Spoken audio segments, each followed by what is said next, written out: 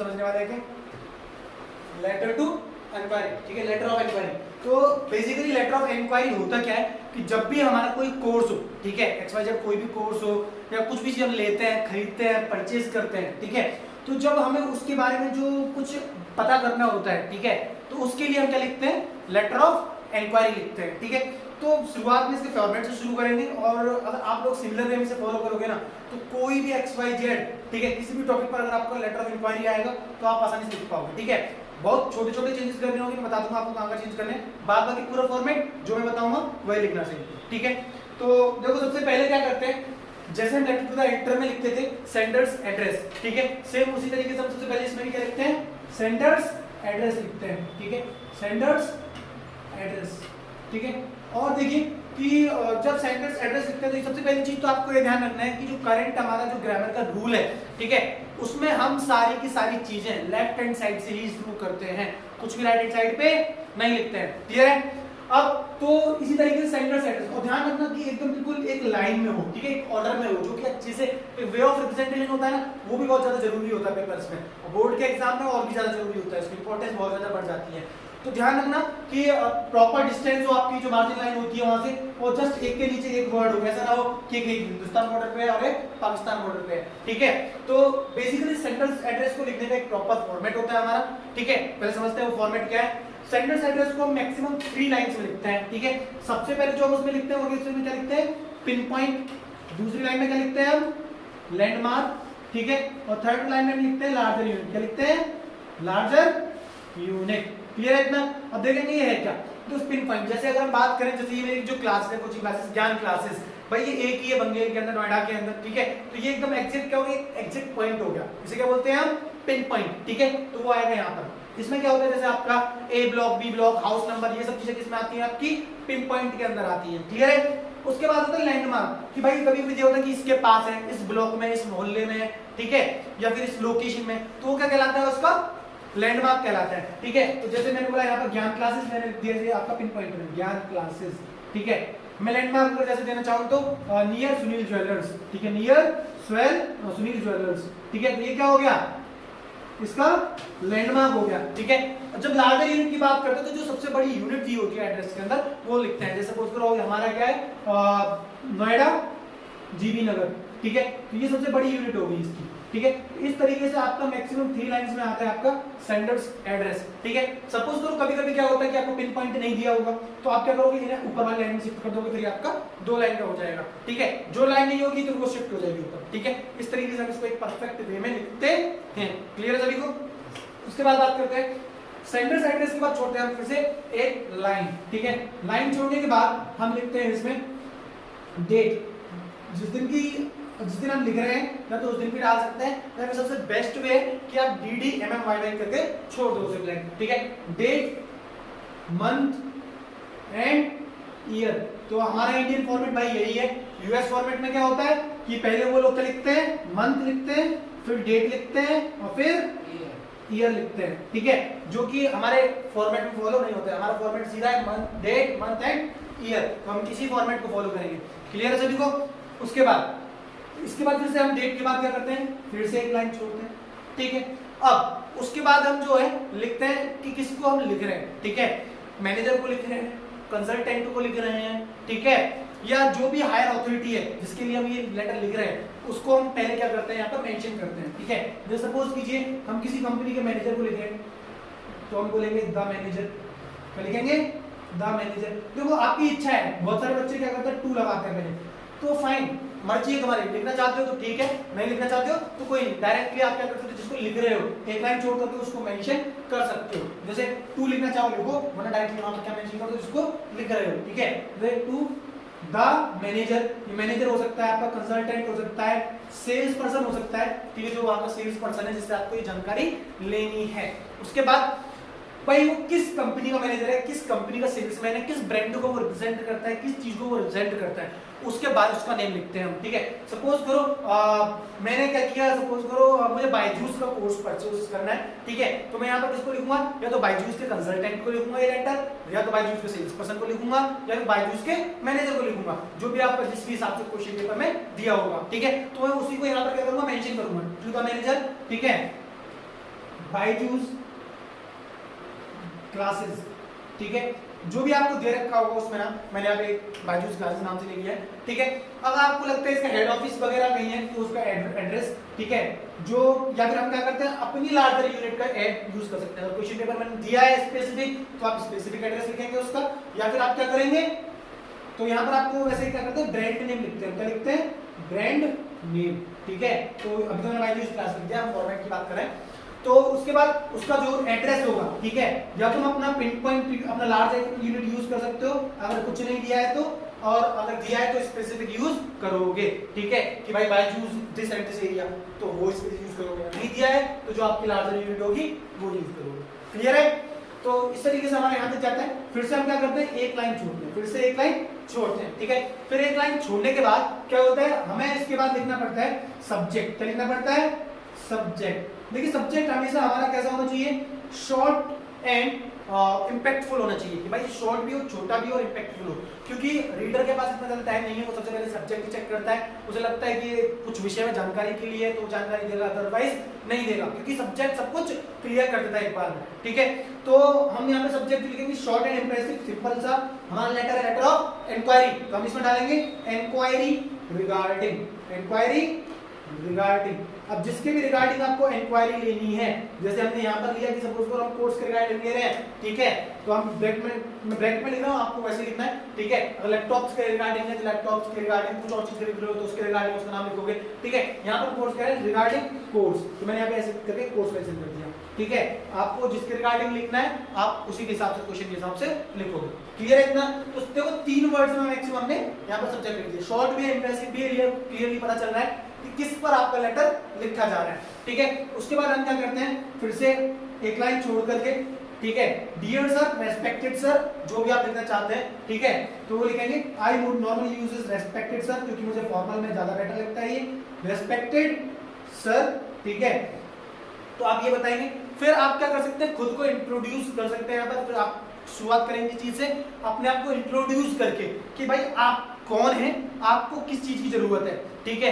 Suppose करो मैं एक स्टूडेंट हूँ, ठीक है, अब स्टूडेंट को भाई अगर वो एंटरप्रेन्योरशिप में नहीं है, उसे वो नॉर्मली पढ़ ही रहा है, तो वो भाई ये तो स्टूडेंट बोल करके ये लैपटॉप बहुत सारे तो नहीं खरीदेगा अपने बिजनेस खोलने के लिए, है ना, बात तो कोर्स की करेगा ना।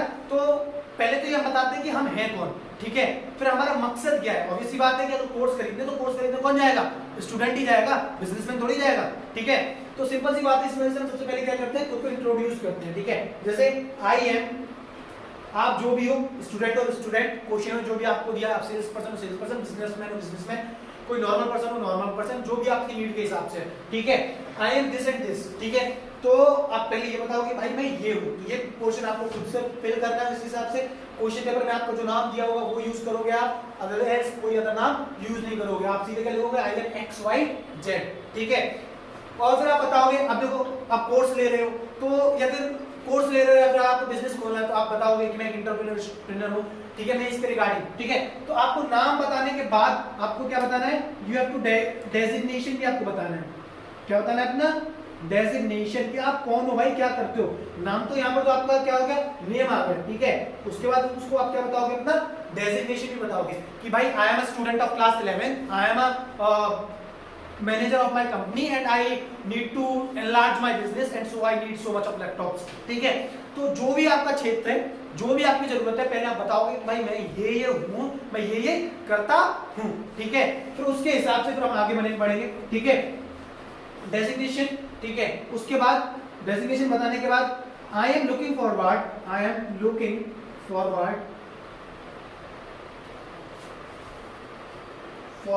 इसका मतलब होता है कि भाई जी तुम आगे क्या सोच रहे हो, क्या प्लान कर रहे हो। ऑब्वियसली बात है, इंक्वायरी लेटर लिख रहे हो तो आपके दिमाग में कुछ चल रहा होगा ना, कुछ सोच रहे होगे तभी तो इंक्वायरी लेटर लिख रहे हो। तो आप क्या सोच रहे हो? I am looking forward to, ठीक है। अब जिस भी बारे में आप सोच रहे हो आप उसको यहाँ पर लिखोगे, जैसे कि I am looking forward to purchase a course in order to get better marks in my JEE examinations, to prepare for my board examinations। तो बोर्ड एग्जामिनेशंस के लिए भी क्लासेस चलती हैं आजकल ऑनलाइन, तो आप उसका भी कोर्स खरीदने के लिए लिख सकते हैं। और आप कह सकते हैं फॉर द नीट एग्जामिनेशंस, या फिर आप कह सकते हैं कि भाई मैं एक मैनेजर हूं तो ऑब्वियस सी बात है I am looking forward to enlarge my business, मैं अपने बिजनेस को बड़े करने के लिए सोच रहा हूं, ठीक है। अब एग्जामिनेशन की प्रिपेयर करने की सोचो तो पहले तो बताओगे कि भाई क्या करना चाह रहे हो, what you want to do, ठीक है। फॉरवर्ड टू इसमें क्या लिखते हैं, जो आप करना चाह रहे हो, जो आप करना चाह रहे हो, ठीक है, उसको हम इसमें लिखते हैं। क्लियर है इतना, ठीक है। तो पहले आप उस चीज में एक्सप्लेन करोगे कि आप क्या करना चाह रहे हो, ठीक है। अब इतना बता दिया कि भाई मैं ये करना चाह रहा हूं, तो अब ये करना चाह रहा हूं तो इस मकसद से मैं आपके पास क्यों आया हूं, ठीक है। अब सिंपल सी बात है कि मैं अभी कोर्स परचेज करने आया हूं, मुझे नीट का एग्जाम देना है, ठीक है। अब मैं जेईई मेंस का कोर्स थोड़ी खरीदूंगा, है ना। तो फिर हम बाद में यही बोलते हैं उसे कि सो आई वांट टू, ठीक है। इसीलिए मैं चाहता हूं। अब क्या चाहते हो, जो आपका मकसद है, जो आपका पर्पस है, जो आपका पर्पस है, उसको आप यहाँ पर लिखोगे, ठीक है। जैसे I want to buy more laptops for my company in order to get a back startup, ठीक है। I want to purchase this one of the course, ठीक है, ये कोर्स खरीदना चाहता हूँ, ठीक है। ये बता दिया हमने उसे कि भाई ये मैं खरीदना चाहता हूँ। पहले इसमें ये बताते हैं, पर्पस बताते हैं, जो आप क्या खरीदना चाहते हो, ठीक है। मोस्टली खरीदने के ऊपर ही होते हैं आपके लेटर ऑफ इंक्वायरी, जो आप खरीदना चाहते हो, ठीक है, वो बताते हैं इसमें, ठीक है। उसे बताने के बाद अब क्या जरूरी है, देखो सिंपल सी बात है, मैंने उसे बता दिया। मैं मोबाइल शॉप पे गया, मैंने मोबाइल शॉप वाले से कहा भाई मुझे मोबाइल चाहिए, ठीक है। मोबाइल लेने के बाद मैं उसे बोल दूंगा मोबाइल चाहिए, तो भाई साहब दूसरा सवाल होगा क्या होगा, कौन सा चाहिए। तो हमने कौन सा भी हमने यहाँ पे बता दिया कि कौन सा कोर्स हमें चाहिए, क्या फोन चाहिए, ठीक है। तो अब उसके बाद क्या रहता है कि हमारे को पूछता है भाई साहब कितना चाहिए, आपको 464 चाहिए, ठीक है, 664 चाहिए, 6128 चाहिए, या 8128 चाहिए, 256 जीबी चाहिए, कौन कौन सा फीचर्स चाहिए, ठीक है। अलग अलग वर्जन्स में फोन आते हैं, है ना। तो वैसे ही कोर्सेज की भी स्पेशलाइजेशन हो सकती हैं, ठीक है। वो कह सकता है सिर्फ आपको इसमें ई बुक्स मिलेंगी, सैंपल पेपर्स नहीं मिलेंगे, आपको इसमें सैंपल पेपर्स भी मिलेंगे, नोट्स भी मिलेंगे, पैम्पलेट्स भी मिलेंगे, ये भी मिलेगा, वीडियोस भी मिलेंगे। तो हर एक कोर्स की जैसा पैसा वैसी क्वालिटी भी होती है, ठीक है। तो आप क्या करेंगे, आपने इंक्वायरी करनी है ना, क्योंकि आपको यही तो पता करना है कि आपके पास कौन कौन से कोर्सेज हैं इसके रिगार्डिंग, आपके पास क्या क्या उसके लिए फैसिलिटीज है, हमारे लिए क्या क्या आप उसमें हमको एडवांस चीजें दे रहे हैं, क्या क्या आप हमको उसमें छूट देंगे, ये सब सवाल होते हैं, ठीक है। तो आप उसके बाद क्या करते हैं, तो जब हमने ये उसको पर्पस बता दिया कि हम क्या लेना चाहते हैं, ठीक है। सो तो फिर आप उसके बाद लिखते हैं so I want the details, I want the detailed information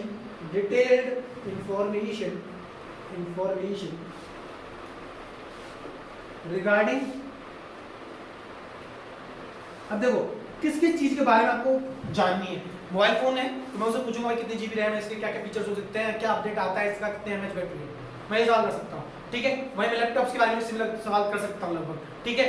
लेकिन मैं कोर्सेज की बात करूंगा तो मैं पूछूंगा भाई कि कितने टाइम पीरियड के लिए है ये कोर्स, कितना % गारंटी लेते हो आपकी, क्या होगा इसमें, क्या क्या चीजें आप इसमें प्रोवाइड करते हो। देखो अब सिंपल सी बात है भाई, मैं अगर आलू खरीदने जा रहा हूँ तो ऑब्वियसली बात है पूछूंगा कितने रुपए किलो है, ठीक है। और दूध लेने जा रहा हूँ पूछूंगा कितने रुपए लीटर है, ठीक है। अब सब्जी वाले से थोड़ी बोलूंगा ऐसा कितने रुपए लीटर सब्जी दिए, है ना। तो जो सवाल जिस चीज के अनुसार होता है हम उसी के हिसाब से क्या करेंगे, यहाँ पर सवाल करेंगे उससे। जाते हो दुकान पे चीजें खरीदी है ना आप सभी ने, पूछते हो ना भैया ये कैसे दिया है, क्या है नहीं है इसमें, देखते हो ना फीचर्स, वही सब काम क्या करना है आपको, यहाँ पर आपको डिटेल्ड इंफॉर्मेशन लेनी है, उसको आपको बताना है आप किस चीज के बारे में जानना चाहते हो, ठीक है। जो भी आप चीज आप सब जानते हो कि भाई कपड़े में हाँ ये कॉटन का कपड़ा है, इसमें कितनी ड्यूरेबिलिटी है, कौन सी ब्रांड का है ये, कितना प्राइस है इसका, कितना मार्जिन है, इस पे कितना कट ऑफ दे सकते हो हमें, कोई स्पेशल इस पे हमें कैशबैक ऑफर वगैरह है या नहीं है, ठीक है। तो ये सब चीज हम पूछते हैं ना, तो सिमिलर वे में हमें पूछनी भी चाहिए, ठीक है। ये चीज हम क्या करते हैं, सिमिलर वे में पूछते हैं। तो आपको क्या करना है, तो आपको यहाँ पर सेम चीज लिखनी है कि so I want the detailed information regarding, ठीक है। तो आपको उसका मेंशन करना है कि आपको क्या इंफॉर्मेशन चाहिए। उसके बाद जो इंफॉर्मेशन है वो हम लिखते हैं फीचर्स के हिसाब से, क्या लिखते हैं, फीचर्स ऑफ द प्रोडक्ट के हिसाब से, फीचर्स ऑफ द प्रोडक्ट, उसके हिसाब से हम उसे क्या करते हैं, क्वेश्चन करते हैं। क्या करते हैं, क्वेश्चन करते हैं, ठीक है। क्वेश्चंस करने के बाद ही तो उसकी फीचर्स पे करते हैं, ठीक है। फिर उसके बाद हम उसे बोल सकते हैं, ठीक है, please let us no if you have any other special offers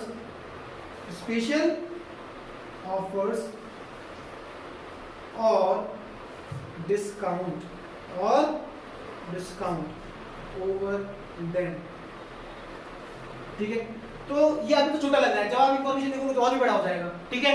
तो आप उससे डिस्काउंट का इन्फॉर्मेशन के बारे में पूछोगे, ठीक है। पूछने के बाद आप ये भी कह सकते हो कोई चीज अगर आप ज्यादा बल्क में खरीद रहे हो तो आप बोलोगे कि भाई मैं इतनी सारी चीजें खरीदता हूँ, नहीं आप मुझे डिस्काउंट दो ही, आप ये भी कह सकते हो कि जब आप बल्क में चीजें खरीदते हैं तो हम बोलते हैं नहीं भाई साहब इतने रुपए की नहीं, इतने रुपए की लगाओ, इतनी सारी ले लूंगा मैं, होता है ना। तो आप वो चीज भी मेंशन कर सकते हो, ठीक है। फिर आप लिखोगे please send all the above details, जो भी आपने इससे डिटेल्स मांगी है, ठीक है। अब आपको डिटेल्स चाहिए भी तो, ठीक है, please share all the above details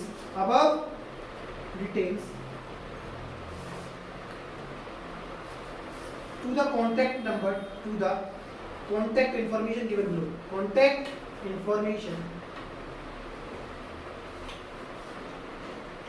given below। नीचे आप क्या करेंगे, जब गिवन बिलो को छोड़ करके आप डायरेक्टली लिख सकते हैं details to the contact information, my email ID is, आप डायरेक्टली लिख सकते हैं माय ईमेल आईडी इज -- ठीक है। आप मेंशन नहीं करेंगे अपनी ईमेल आईडी, ठीक है। बात ध्यान रखिए, बोर्ड में कोई भी बच्चा अपनी स्पेसिफिक ईमेल आईडी और नंबर नहीं करेगा, ठीक है। पता चल रहा है कि तुमको कर दिया गया रेस्ट्रिक्टेड, ठीक है।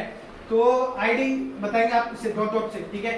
ID is that and my contact number is this and my contact number is this, लेकिन लिख मत देना बेटा, सच हकीकत में आप सिर्फ डॉट से रिप्रेजेंट करके आएंगे। नंबर इज डॉट 4646, ठीक है। जो भी आपको लिखना है एंड, ठीक है। पूरा कांटेक्ट नंबर कुछ भी मत लिख देना गलती से, ठीक है। फॉरवर्ड कर रहा हूं भाई अभी, ठीक है। अब उसके बाद आप लिख सकते हो I shall be highly obliged to you, I shall be highly obliged to you, obliged to you, ठीक है। आप उसके बाद क्या करोगे, योर्स ट्रूली या सिंसियरली, हमेशा मैंने बताया योर्स में कैपिटल वाई आएगा, ठीक है। एस साथ में आएगा, कोई भी बच्चा एपोस्ट्रोफी के साथ यूज नहीं करेगा, योर्स ट्रूली। उसके बाद आप क्या करोगे, अपना नीचे एंडिंग में जो आपको नेम दे रखा होगा वो नेम लिखोगे, ठीक है।